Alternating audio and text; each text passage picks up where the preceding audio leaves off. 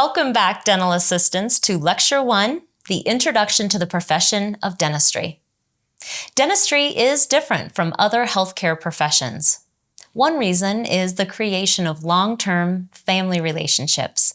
It is very common for all members of a family, immediate and extended, to visit the same dental office for many years. This is far less common for other medical professions.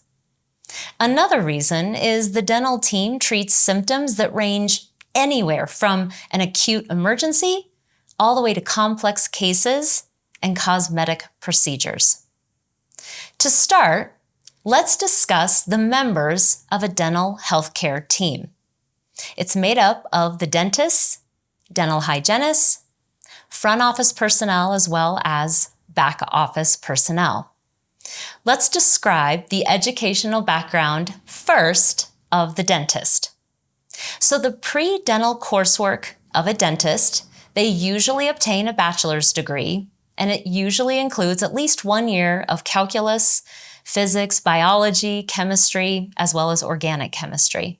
They also must take the dental aptitude test, otherwise known as the DAT, to be admitted into dental school. And once in dental school, all dentists have to complete 3 different board exams and pass successfully. The National Board Part 1, which is written, the National Board Part 2, which is written, and then also state and regional licensing, which is written and clinical. We're now going to go into some of the other dental specialties that dentists can choose to continue to go to school for beyond general dentistry. And depending on the area of specialization, an additional 2 to 6 years of additional education is required.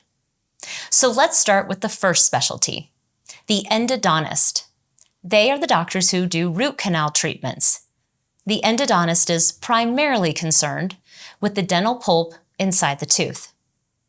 The next specialty is the oral surgeon, who is trained in the surgeries of the jaw and the mouth. The next specialty is the orthodontist. These specialists are focused on the guiding and correcting of misaligned teeth.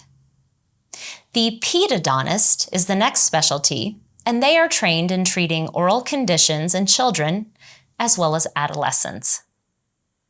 Periodontists are the specialists that treat and diagnose the diseases of the supporting and surrounding tissues of the teeth. And the prostodontist is the specialist concerned with the restoration and replacement of missing teeth and oral structures. So now let's discuss what the dentist's responsibilities are in a dental office. A dentist must have knowledge and technical proficiency in the following areas to provide complete patient care. Correctly diagnose the dental needs as well as accurate overall health of the patient.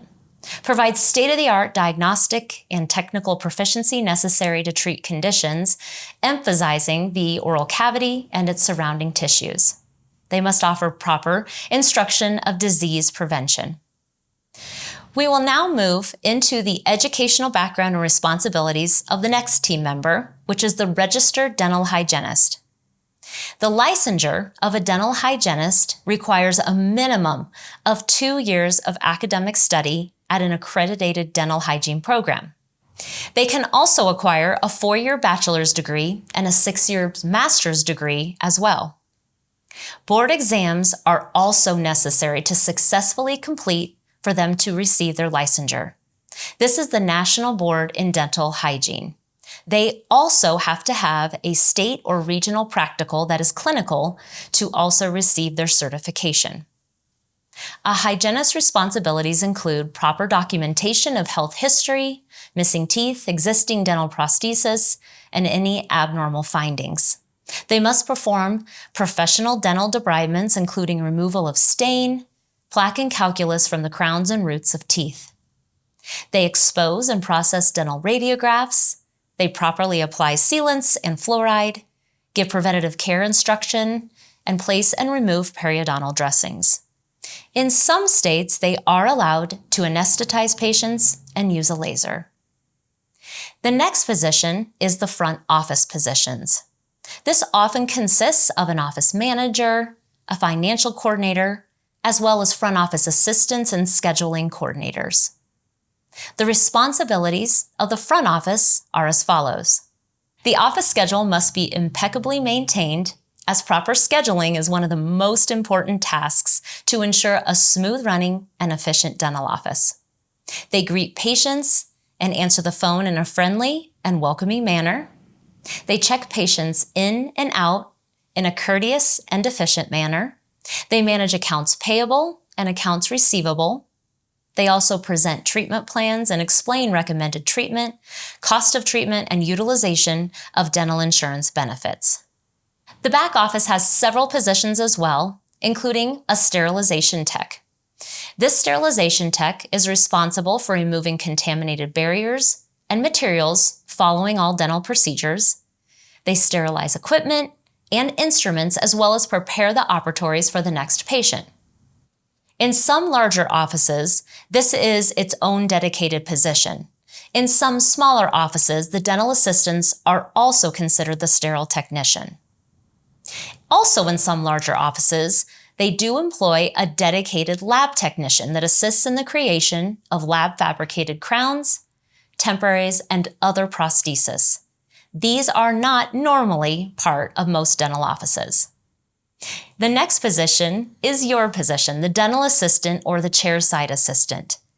They assist the dentist in all dental procedures. Their responsibilities include providing an exceptional first impression for the whole dental office. They build patient rapport. They explain recommended procedures as well as treatment plans to all the patients. They can provide detailed oral hygiene instruction and, of course, assist the dentist in all phases of dentistry. They fabricate temporaries in many states, and they remove sutures and take excellent impressions.